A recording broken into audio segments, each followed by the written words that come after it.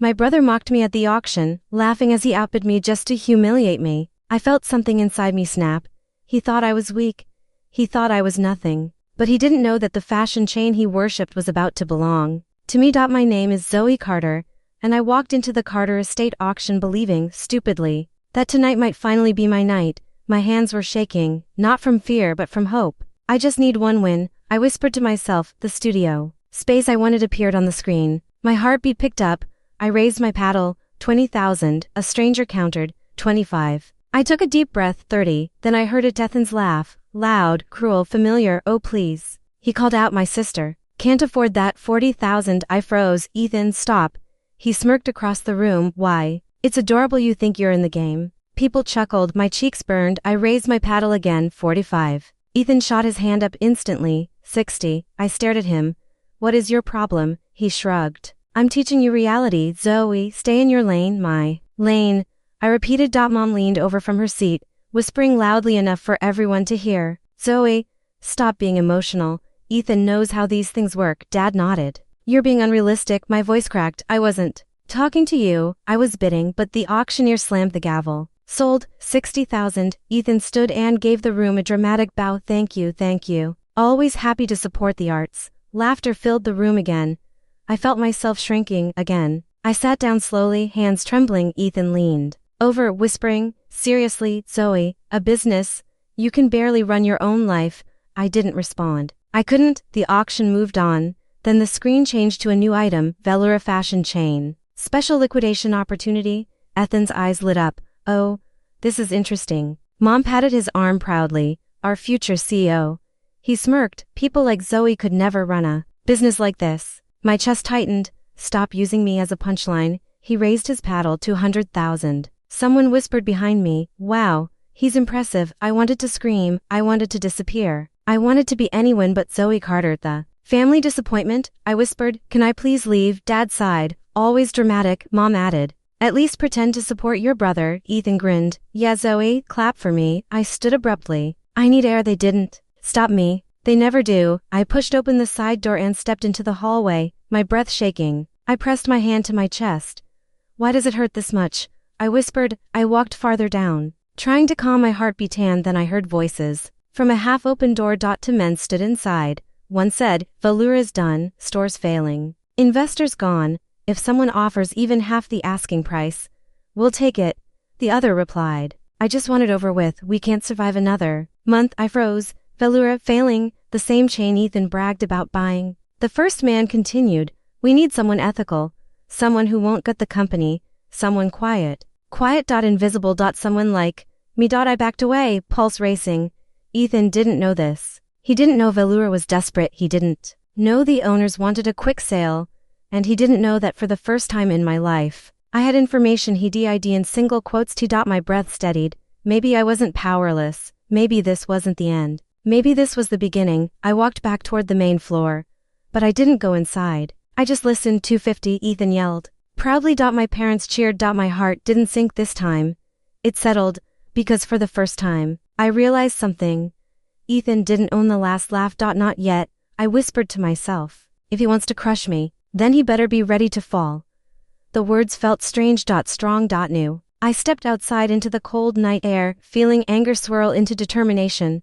This wasn't over, not by a long shot. I sat across from Lily Grant in our favorite cafe, stirring a cup of tea I wasn't drinking. She studied my face. Zoe, she said softly, you look like someone punched your soul. I let out a shaky breath. He humiliated me, Lily, in front of everyone. Ethan humiliates everyone, she said, but you let him get into your head. I didn't let him, I whispered. He just knows where to hit. She leaned forward. Then stop giving him the power. Tell me everything. So I did. Every cruel laugh, every jab, every time my parents clapped for him while ignoring me. When I finished, she sat back, arms crossed. You know, she said, all he did was outbid you. That's not the end of the world. It wasn't the bidding, I said. It was what he said. People like Zoe could never run a business. Lily's eyes sharpened. And why do you believe that? I don't, I said, but my voice trembled. She grabbed my hand. Good. Because you shouldn't. I swallowed. There's more. I overheard something. Velour is failing. Like badly failing. Lily's eyebrows shot up. Failing, that chain? Yes, I said, and they want someone quiet. Someone who won't destroy what's left. Lily smirked. So not Ethan, exactly. She tapped her fingers on the table. Let's dig. What? I blinked. Lily. I don't even know where to start. You start, she said, pulling out her laptop. By realizing we might have leverage, I hesitated, but then, something inside me warmed. Okay, let's look. 30 minutes later, Lily's jaw was on the floor. Oh my God, she whispered. Zoe, Ethan's been negotiating with Velura for months. My breath caught. He has, yes. Look, emails, press drafts, investor notes. She scrolled. Oh wow, Zoe. He plans to fire almost every employee. My stomach twisted. They've been with that company for decades. He doesn't care, Lily said. He wants the glory. He wants the credit. That sounds like him. I muttered. Lily kept scrolling. Wait, Zoe, you need to see this. I leaned forward. Her face changed, sad, angry, protective. Your dad, he used your childhood savings to fund Ethan's first business. My heart stopped. What savings? Your college fund, she said quietly. Your inheritance account, everything. I felt cold, numb. They told me I didn't have any money, that it was gone, that we struggled. They didn't struggle, Lily said. They invested in Ethan. My chest tightened painfully. All those years I thought I just wasn't worth saving for. Lily squeezed my hand. You were worth it. They just didn't value you. Tears stung my eyes. Lily, everything I've ever wanted, they handed to him. Then take something back, she whispered. I stared at her. Velura. Yes, she said. If anyone deserves a chance, it's you. I wiped my tears. How? Start by telling the truth, she said, to someone who matters. Later that afternoon, I walked into Velura's headquarters. The lobby smelled like dust and despair. Most chairs were empty. People whispered in corners. A receptionist looked up. Can I help you? I'm here to see Mrs. Hargrove. Her eyes widened. Do you have an appointment? No, I admitted. But she needs to hear something important. Before she could object, a tired voice echoed. Send her in. Mrs. Hargrove stood behind her desk, gray hair, deep lines, eyes that had clearly seen too much. She gestured. Sit, dear, tell me why you're here.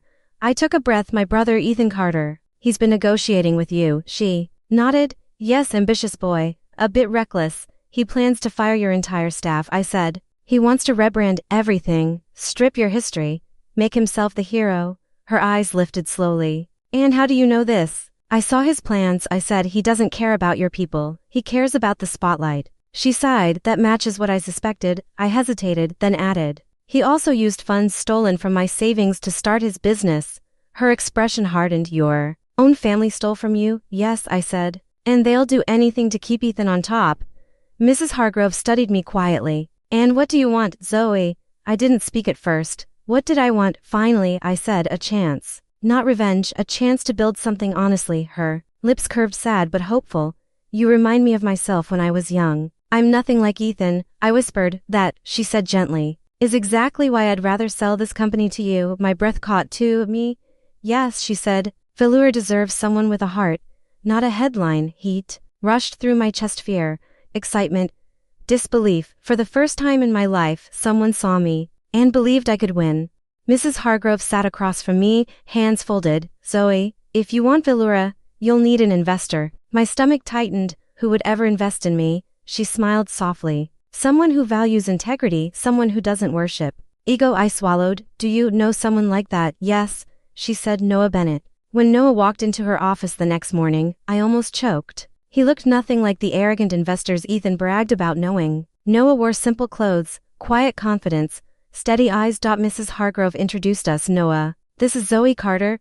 He offered a gentle handshake. I've heard about you. My voice wobbled. Hopefully good things. No, he said with a small smile. Honest things. We sat down, and I explained my idea. Keep Velura's employees, rebuild ethically, revive the brand without destroying its soul. Noah nodded slowly. I like your vision. And, I believe you mean it. Thank you, I whispered. He tapped his pen on the table. I'll invest, but only if you promise one thing. What? That you won't let fear guide your decisions. I took a shaky breath. I promise. Mrs. Hargrove smiled. Then let's build something. We spent days drafting a private purchase offer. Numbers, contracts, strategies. It was exhausting, but for once, I felt alive. That's when Ethan found out. I was walking out of Velura's building when he blocked my path. You? He shouted. You're trying to buy my company. It's not yours, I said. It never was. He laughed so loudly strangers turned. You're a joke, Zoe. You're desperate for attention. You can't run anything. You can barely run your life. I didn't cry this time. Instead, I hit record on my phone. Ethan kept going. You think anyone will take you seriously? You're incapable, you're weak. You exist because mom and dad felt sorry for you. I said nothing. I just recorded every word. He leaned close. You're trying to destroy me, aren't you? I stepped back. No. Just telling the truth. I walked away before he could speak. Noah met me at the door. Are you okay? I handed him my phone. Listen, he did. His expression darkened. This is evidence, good evidence. Evidence of what? I asked. His instability, Noah said. His cruelty, his potential for misconduct. Mrs. Hargrove joined us. Zoe, I think it's time we gather more. We spent the next 3 days interviewing employees quietly, safely, a seamstress whispered. Ethan told us if he became CEO, half of us were gone, a store manager said. He threatened to blacklist me if I didn't support his plan, a designer admitted. He mocked Zoe constantly, said she'd never amount to anything. Every testimony made my chest twist, but everyone strengthened my resolve. Then came the financial records. Noah discovered that Ethan secretly funneled money from Dad's company into fake marketing costs. I stared at the proof. He stole from our family. He stole from everyone, Noah said. I felt something old and wounded inside me. Harden.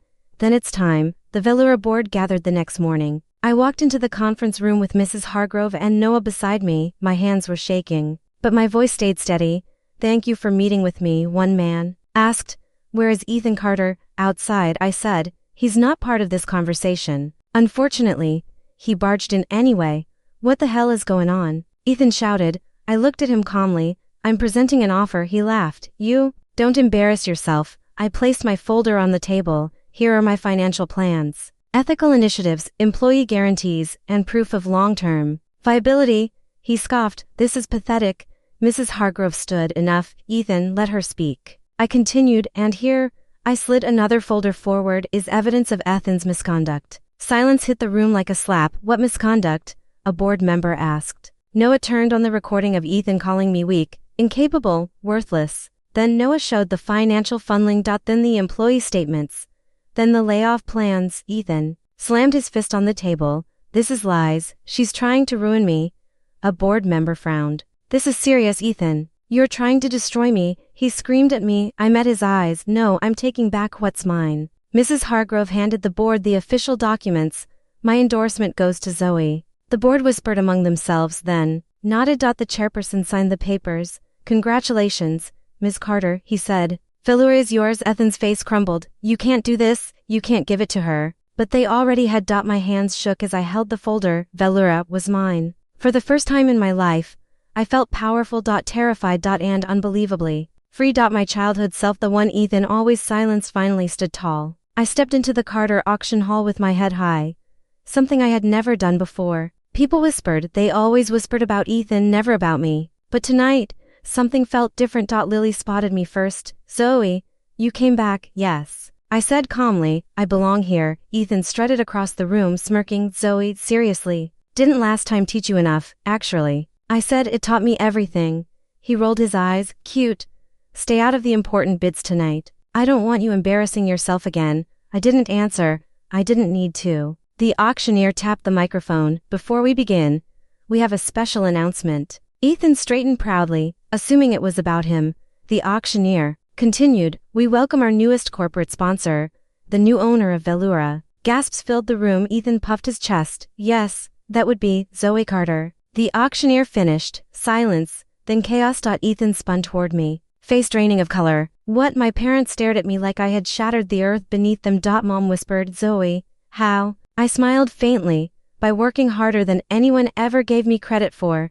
Ethan stormed forward. This is a joke. You can't own Velura. You must have tricked someone. No trick, I said. Just truth. He pointed at me wildly. You manipulated Mrs. Hargrove. You lied. You stole my deal. Before I could respond, Mrs. Hargrove stepped onto the stage. I'd like to clarify something, she said, voice steady. Zoe didn't deceive anyone. Ethan did. People murmured loudly. Ethan barked. That's a lie. Mrs. Hargrove raised a packet of papers. This is Ethan's plan to fire nearly every Velura employee, to use our liquidation as his rebranding playground, to erase decades of work. Gasps again. An older woman shouted. You were going to fire everyone. Ethan snarled. Oh, please, it was necessary, Mrs. Hargrove continued. And here is evidence of him threatening employees. I watched Ethan pale. Noah stepped up beside her, holding another stack of documents. And here, Noah said, is proof Ethan misused family funds for personal ventures. My father's head whipped toward Ethan. You what? Ethan stuttered. Dad, Noah forged that. Noah raised the papers higher. These records come directly from your accounting department. Would you like me to read them out loud?